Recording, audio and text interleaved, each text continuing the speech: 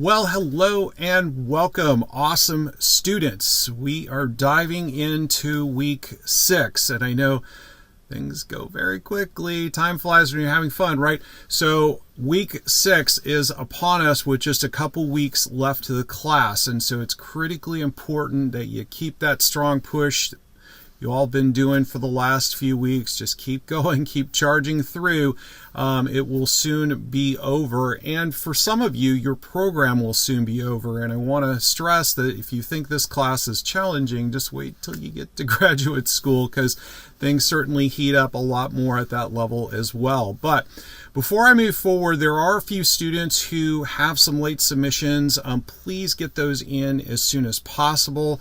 I want to make sure that I get you timely feedback for your submissions, but it's really challenging when students are late, because I have to go back and make up and do that grading late in the grade book. And most importantly, you're not getting that feedback, which is then going to help you on the next submission that you're hopefully working on. So make sure, do your best to keep up. Balance and manage your time is the key, gang. Look for those windows of time, those small little pockets throughout the week that you can do something for 30 minutes or 40 minutes. Don't feel like you got to wait until Sunday when you got a giant block of time to do all your work. Get some smaller tasks done of the week. Find a couple articles, do a little research. It's exactly what I did, gang, when I was in graduate school. Throughout the week as I was working, I traveled, by the way, for my job. I had a number of things that I had to do out of town, and I was attending on campus classes. And what I would do throughout the week is I would find a couple articles and print them off to read on the airplane, or print them off to read in the car. Not in the car while I was driving, of course, but read while I was in between things, as opposed to just waiting until I had a block of time. And by the time I was able to sit down, maybe Friday or Saturday night, to type everything up, I pretty much was prepared to just start writing. And so I encourage you all to do some things like that. Find those small pockets of time that you can work in. It'll certainly help you to create more balance in your life, because quite honestly, I don't want you to be doing homework all weekend either. Nonetheless, I do want to jump in and talk about the assignment submissions. Again, I'll just give you a little overview of what to anticipate and expect this week. And so we are going to describe the relationship between the professional code of ethics and personal code of ethics. And when we talk about personal code of ethics, a lot of times when I work with coaching clients, we work on things called mission statements, and that is like the embodiment of who they are. But ethics usually goes hand in hand with that. There's a difference between moral and ethics. Some of the materials will talk about some of these things that weeks, but when we have that personal kind of ethical drive that we have inside that keeps us moving forward and keeps us honest to do the right things. And that's really important when we combine that with the professional code of ethics, which we're all talking about, the APA code of ethics.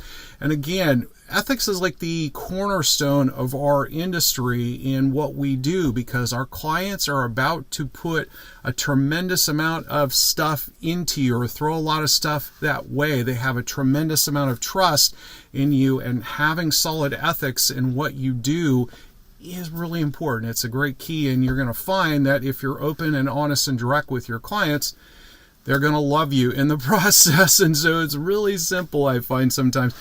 Describe the common sources of bias in mental health, and describe methods to address sources of personal bias in mental health. Kind of those other two objectives there, is we're going to talk about some of those things in terms of bias. When somebody comes into you, it's a different gender than you were anticipating, or different race than you were anticipating, or whatever the bias might be, different age, different financial setting, or whatever might come up for you in relations to therapy. We're certainly going to address some of those things this week, because biases exist, gang, and the more free of bias that you can become, the certainly better it's going to be for you all around, really, in life. And so required readings this week, there's not a whole heck of a lot out of the textbook.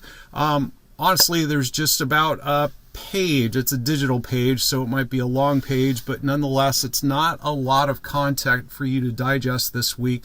There's a couple of good articles in here. This is it right here. So it is a little bit short in terms of what you're looking at this week. There's actually, I think, more to it than that. There's like a couple more pages, but it is kind of short. The couple of articles that you're going to want to work on or take a look at this week, we'll talk more specifically about how you're going to interact with your clients, that personal identity that you might have that you're going to display. It's interesting. I teach a 400 level class called Psychology and Personal Identity.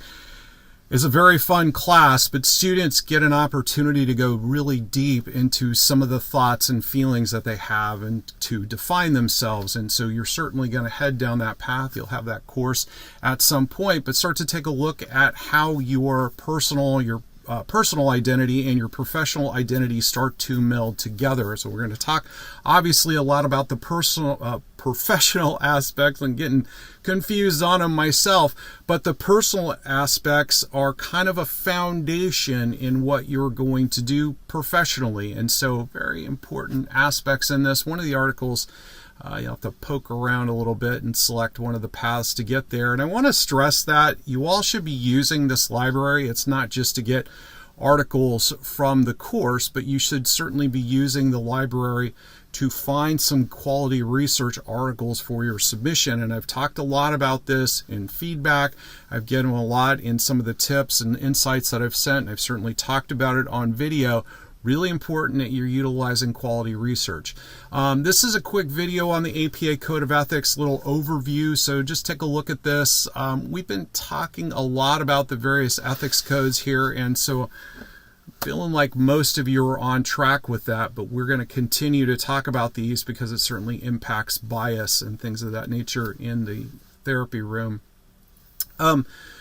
We're going to talk in the discussion this week. If you haven't already taken note of it, we do have a discussion this week. Yay, right? Last time when I said there was no discussion, I was yay. So it's a give and take. If you don't have a discussion, obviously there's a second assignment. So, it's a give and take. I always look at this and I think discussions are fun and engaging, and it gives you an opportunity to be a little creative sometimes in chatting with people online in your replies. But we're talking about ethics as it revolves around cultural diversity. And so make sure you're doing some research as it applies to this. This will help you in terms of the assignment this week. So I want to stress that. So when we're talking about those bias in regards to addressing the discussion post this week, you can use that absolutely with the assignment this week, which is going to be to identify some of these bias things that occur in mental health. So when we're talking about credible resources, that's where you would want to use the library, certainly. And I've talked about this before, but get away from using those tertiary sources. If you go on Google and you type in a search query, most likely you're going to find a tertiary source at best. By the way, you're often going to find junk out there as well, but some of those articles, those consumer-based articles, are what we would call a tertiary source. That means it's a summary of a summary of a summary, and it's somebody's opinion about something as opposed to looking at a study or as opposed to looking at fact. And so make sure that you're using some credible sources within your research. Discuss the views on identified sources from some personal perspective. And I want to stress that it's okay to introduce your personal thoughts in any one of these sections, but you do want to make this research-based. Okay, so a lot of students go down that path of wanting to put a lot of personal thoughts and insights, and you can put in a little note here and there in your submissions, or an example might be applicable in some situations, but make sure that you're tying in the research. Make it applicable to what you're talking about. This one specifically is going to ask for some personal impressions, so be ready for that. The other two, I think, in terms of discussing strategies and interventions and things like that, make sure those as well are well supported. It's not just about, hey, I think this is what would be best in this situation. Make sure what you're doing is supported by the research. I did just a quick search, by the way, gender bias and mental health, I came up with 6,500 articles. So the students who talk about sometimes struggling to find some good research, this is literally just a 2-minute search that yielded 6,500 articles. Now, it doesn't mean every one of these articles will be applicable, but I'm certain a few of these are. Addressing gender bias, fundamental approach to AI and mental health, the effects of gender bias and word embedding on patients' phenotyping and mental health domain.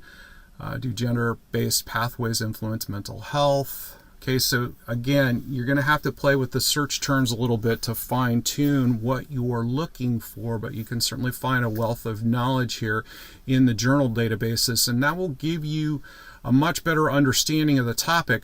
Make sure that you're paying attention and reading the article as well. As I stress to students, it's really important that we're reading the articles that we're utilizing in our papers. Don't just do a search for a line in a piece of literature that you can put a citation in. That's not how this works. Read 2 or 3 articles about your topic, synthesize that information, put it together, come up with something new, some new thoughts and ideas based on what you just read, and write about that, and then you've got plenty of stuff to insert in there. So if you need any support, have any questions this week, don't hesitate to reach out. As always, welcome to week 6 again. I look forward to an interactive discussion on the boards this week, and I look forward to seeing your submissions. Have a great week.